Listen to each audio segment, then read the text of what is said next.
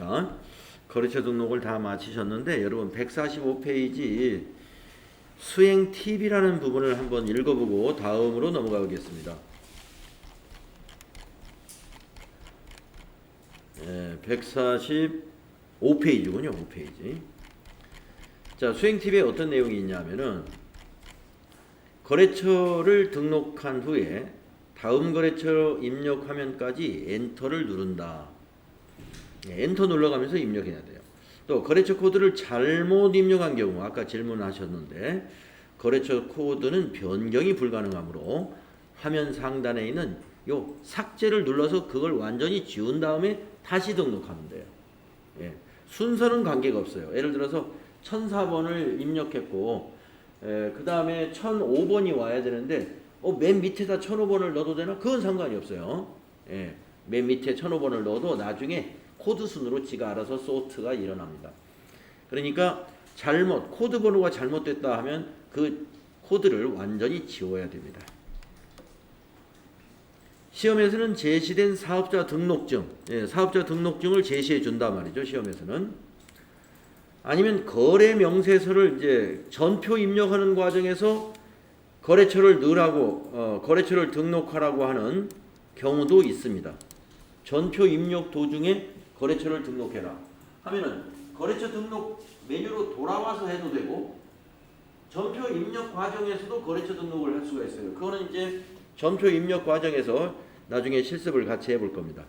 그래서 거래명세서나 세금계산서를 보면서 이 신규로 등록하거나 아니면 수정하는 문제가 나옵니다. 그래서 뭘 수정하라고 하느냐? 예를 들어서 사업자 등록번호, 대표자 성명, 업태, 종목, 주소 등. 근데 이제 아쉽게도 대표자 성명을 고쳐라, 업태를 고쳐라 이렇게는 말을 안 해줘요. 그러니까 우리가 이렇게 보고, 이게 고치라는 걸 보고 어디가 틀렸나?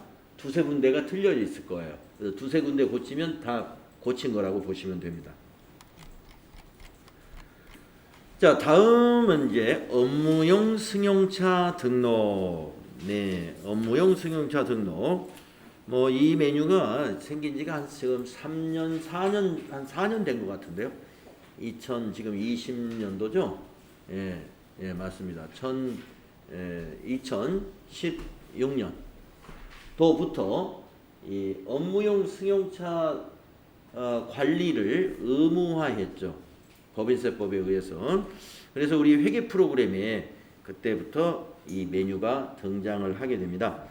그래서 요거에 대해서 그동안 옛날 시험에는 별로 업무용 승용차 관련한 것들이 실기시험에 출제가 안 됐었는데 초반이었으니까 지금 벌써 4년이 지났잖아요.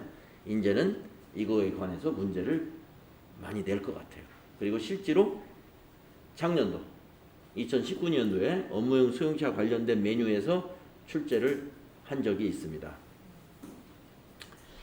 자, 한번 업무용 승용차 등록 어떤 작업인가 보겠습니다. 업무용 승용차는 법인이 소유하거나 법인이 리스나 임차하여 업무에 사용하는 승용차를 말하는 겁니다. 그러니까 법인이 자동차 회사에서 직접 사가지고 운영하는 승용차나 아니면 리스나 렌트, 임차가 렌트죠. 임차에서 업무용으로 사용하는 승용차를 말해요. 따라서 소유의 차량, 종업원 소유의 차량을 업무에 사용하는 경우는 해당이 없습니다.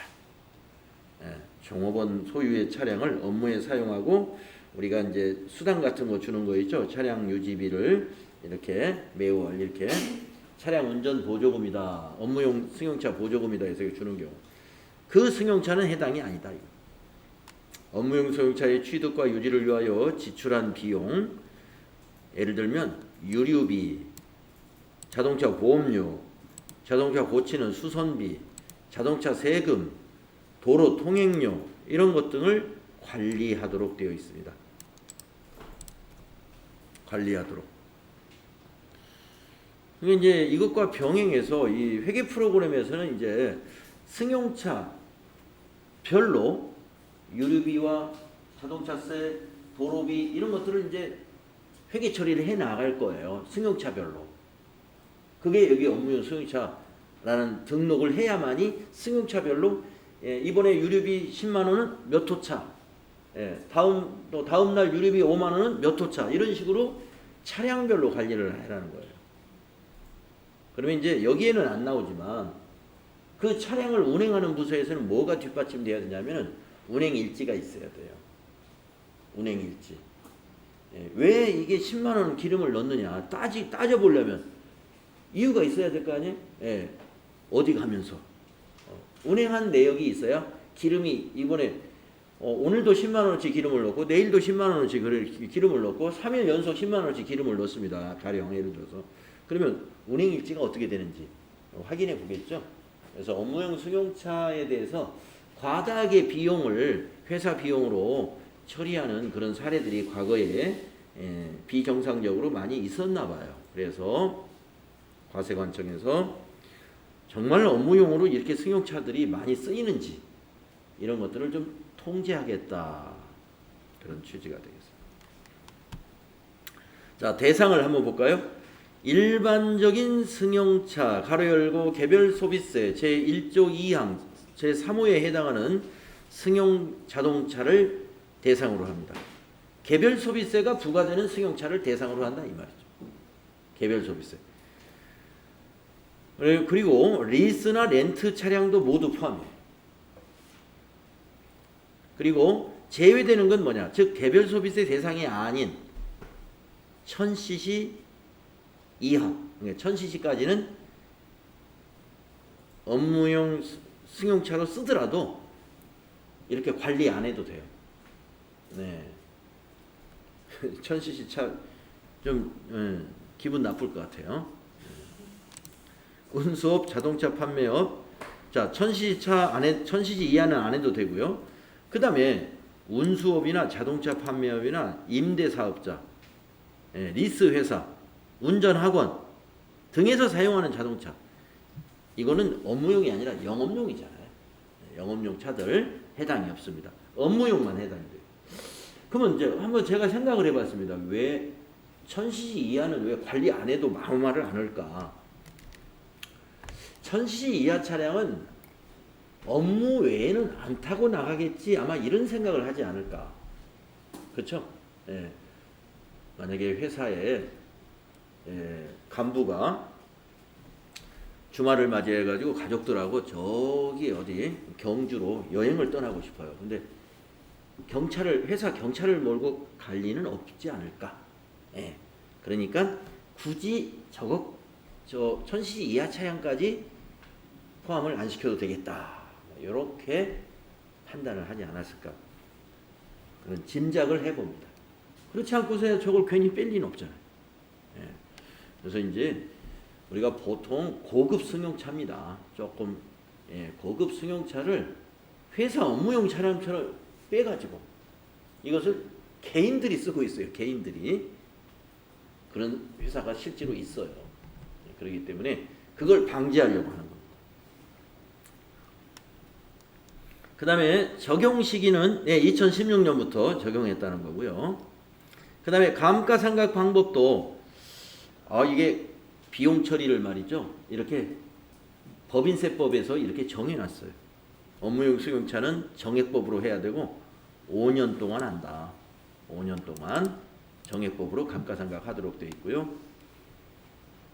또 승용차 관련 비용으로서 렌트카 비용, 유류비, 자동차세, 보험료, 수리비, 감가상각비 등이 모두 해당이 되고 한 차량 한 대에 대해서 연간 최대 800만 원까지만 감가상각비를 인정합니다.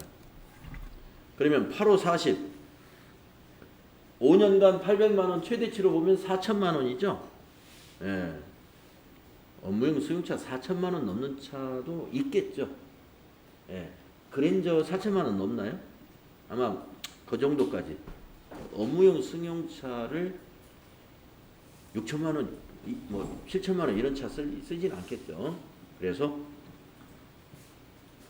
이렇게 하고. 근데 우리 차는 너무 좋은 차를 업무용 승용차를 써요. 그러면 초과되는 부분은 다음 해로 2월에서 5년이 넘어갈 수도 있겠네요. 그러면 원칙적으로 연간 800만 원을 최대치로 한다.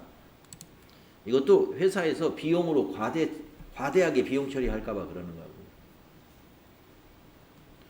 그러니까 이제 우리가 회사의 경비가 아닌데 이 회사의 경비로 처리하게 되면은 과세관청 입장에서는 비용 처리가 많이 되니까 법인세 차감전 이익이 적게 나오잖아요. 그렇죠? 그러면 세금이 적게 거치잖아요. 예. 그런 문제가 있는 거죠. 또 그런 문제만 있는 것도 아니고. 예. 사실상 회사 업무용 차량을 개인이 회사 대표이사나 간부가 막 쓰고 다니면 그거는 사실상 회사가 그 사람에게 돈을 지급한 거나 마찬가지죠. 예.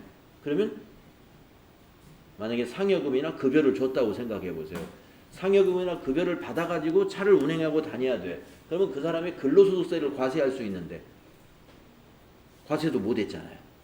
그래서 그걸 이제 다 밝혀지면은 그것을 상여금으로 인정을 해요. 그래서 차를 얼마치 쓰셨어요? 그래서 딱 계산해 보니까 한 비용으로 개인적 비용으로 연간 예를 들어서 한 500만 원어치는 쓴 것 같다. 그러면 500만 원을 상여금으로 계산해 가지고 근로소득세 원천징수를 나중에 가산세 포함해서 또 하고 회사는 그게 밝혀졌으니 개인에게는 원천징수 근로소득세 세금 내죠. 회사는 비용에서 그걸 또 빼야 돼. 비용에서 빼면 이익이 늘어나죠. 예. 이익이 늘어나면서 세금이 어떻게 돼요? 다시 세금을 계산해야죠. 그래서 증가된 세금만큼 세금을 더 내고 그 증가된 세금을 제때에 못 냈고 나중에 밝혀져서 내게 되죠. 또 가산세 이런 부분이 있겠다. 네.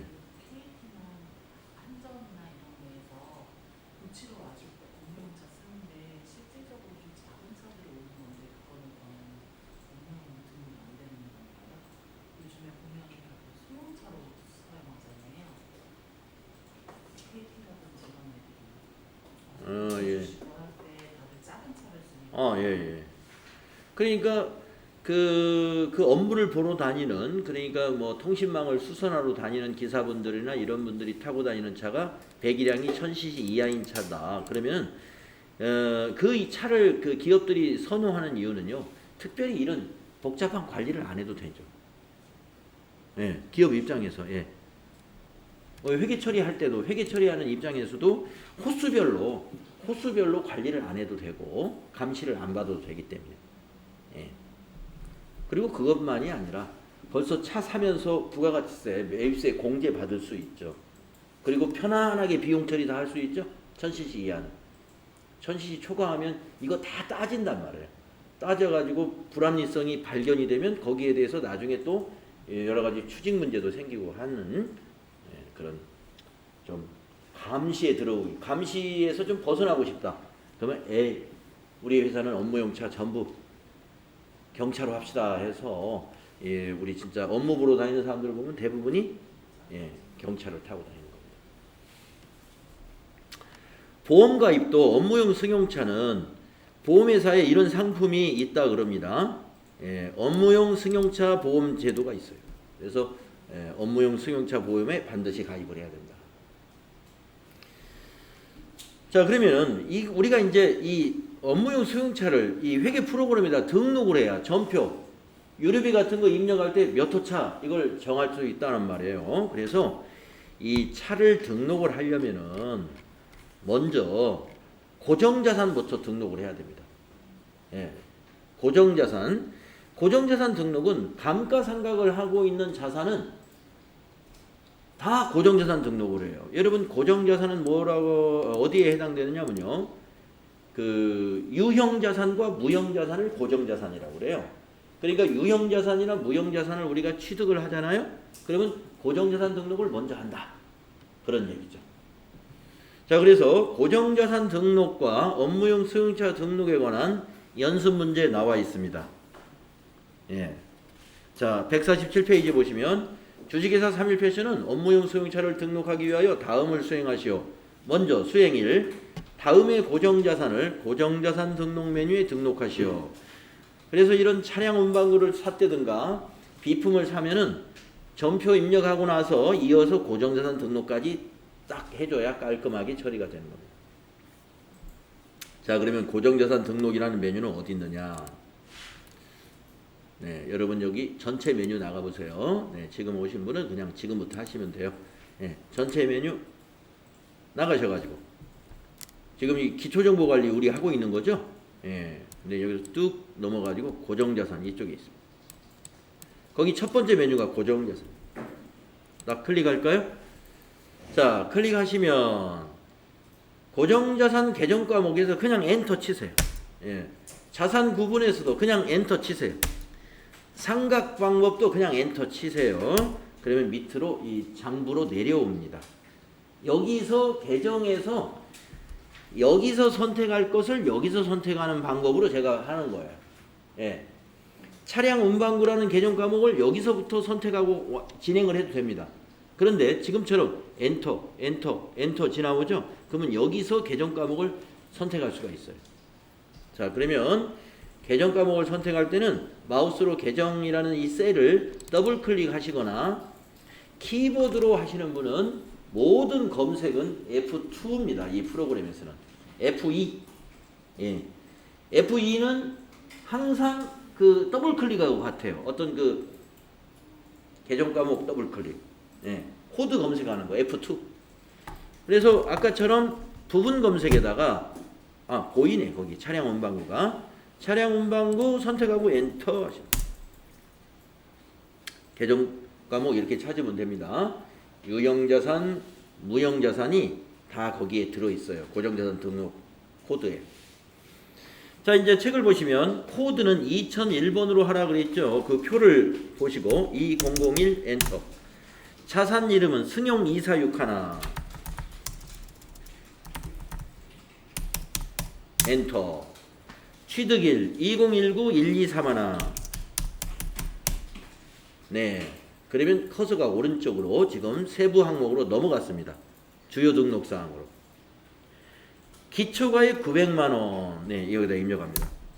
여러분, 기초가액이라는 의미는 뭐냐면은 지금 올해가 몇 년도입니까? 2020년도죠.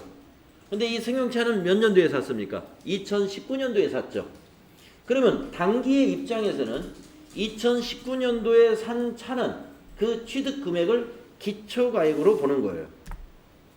근데 여러분 고정자산 등록할 때 기초가액에 넣지 않고 4번 신규 취득 및 증가에 입력하는 경우도 이제 있을 거예요. 이제 우리 연습 문제 중에. 그러면 그건 언제냐? 여기 취득일이 단기인 경우입니다. 취득일이 단기. 예를 들어서 2020년 7월 2일 날 이 승용차를 샀다면 이 900만 원을 여기다 입력하지 않습니다. 여기다 입력합니다. 아시겠죠? 그래서 기초가액이라는 말은 전기에서 이월된 금액이다 이런 얘기입니다. 자, 근데 이 차를 말이죠. 12월 31일 날 전기 12월 31일 날 샀기 때문에 감가상각은 안 했죠. 말일 날 샀는데 기간이 하나도 안 지났으니까.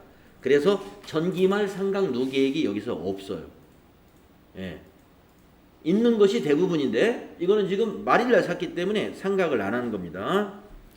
자, 그래서 내용 연수로 내려갑니다. 내용 연수는 저기 뚜뚜뚜뚜 엔터 쳐 내려가 보시면 여기 10번에 있죠. 10번에 주황색으로 돼 있는 데다가 거기다 5 하고 입력합니다. 엔터. 그 다음에 상각 방법. 아이고 그냥 지나갔구나. 상각 방법 앞에 있었죠. 그거는 거기 9번에 있죠. 예, 9번에 여러분 업무용 승용차는 무슨 방법으로 상각해야 돼요? 예, 정액법. 그래서 여기에 셀을 클릭을 해놓으면요 밑에 메시지라고 나와요. 여기 메시지 상각 방법 선택 0번 정률법 1번 정액법. 네. 그래서 1번 하셔야 돼요. 1번 하면 정액법으로 고쳐집니다. 그리고 내용 연수는 5년. 예. 법인세법에서 강제한 대로 그냥 넣어주는 거예요. 정액법 5년.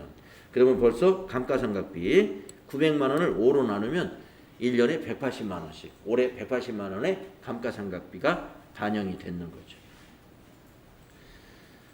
그 다음에 800번대라고 하는 거 있죠? 거기 경비구분. 경비구분이 여기 2번에 여기 밑에 칸 2번에 있습니다. 그러면 도대체 이건 뭐냐? 경비구분 800번대라는 것은 판매관리비다. 이거예요. 판매관리비다.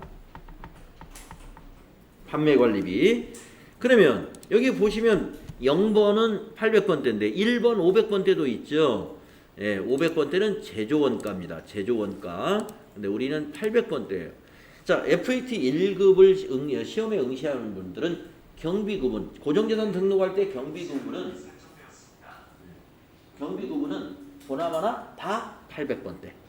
왜냐? 도소매업에서는 제조원가가 없어요. 그래서 이 승용차는 영업부에서 쓴다 이 말이에요. 아니면 관리부서에서 쓴다 이거면. 생산부에서 쓰는 차라면은 500번대로 해야죠. 근데 도소매업에는 생산부가 없습니다. 그래서 전부 경비구분. 그래서 800번대면은 감가상각비가 판매관리비로 들어가고 여기서 500번대를 선택하면 그 감가상각비가 제조원가로 들어간다는 거죠. 네. 자, 그러면 이제 끝났습니다. 고정자산 등록창을 닫고, 지금 열려 있는 탭이 많을 때는요, 우리가 메뉴를 열어놓잖아요. 그러면 옆에 이게 열린 탭들이 쫙 보여요. 근데 열어놔도 상관은 없는데, 또 때에 따라서 너무 많으면 여러분 헷갈릴 수가 있어요. 정리해가면서 닫을 건 닫고. 자, 그 다음에 수행 2번을 하고 2번을 하러 넘어가겠습니다. 수행 2. 고정자산 등록에 등록된 업무용 승용차를 업무용 승용차 등록 메뉴에 등록하시오. 예, 이런 문제가 이제 나올 수 있다. 이거예요. 고정자산 등록하는 건 옛날부터 문제가 나와요. 예, 나왔어요. 그러나 이 업무용 승용차 등록해라 이런 것은 최근에 문제가 나오고 있다. 자, 한번 등록해 볼까요? 업무용 승용차 등록. 그럼 메뉴가 이렇게 생겼어요. 예, 누구든지 쉽게 할 수 있습니다. 자, 여기서 말하는 코드는 시험에서 딱 준단 말이에요. 101번으로 하라 그랬네요. 자, 101 엔터. 차량 번호 그대로 입력하는 겁니다. 64 5 2461 엔터. 차종 아반떼.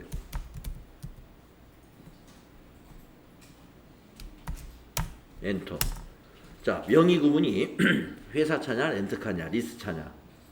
회사차 엔터. 사용 업무용으로 사용하느냐 사용. 자, 엔터 치면 밑으로 내려오는데요. 다시 위를 클릭하셔가지고 우리가 고정자산 코드라든가 고정자산 이름, 취득일자 이런 거는 여기 검색을 이용하는 거예요. 물음표 단추 있죠? 예. 물음표 단추를 누르거나 여기다 놓고 F2를 누르거나 검색을 이용하세요. 딱 누르면 고정자산 등록에서 차량 운반구 코드만 쫙 나와요. 딱 하나만 등록되어 있기 때문에 지금 고정자산이 딱 하나만, 승용차가 하나만 보이는 겁니다. 예, 차량 운반구만 딱 나오죠. 그 차량 운반구 중에서 지금 등록하는 246 차를 찾는 거예요. 예, 하나밖에 없으니까 요거겠죠. 선택하고 밑에 확인하면은 어디까지 자동 입력되느냐, 취득일자까지 자 해결이 됩니다. 자, 여기 6번까지 해결됐어요. 6번까지 그대로 똑같이 해결됐어요.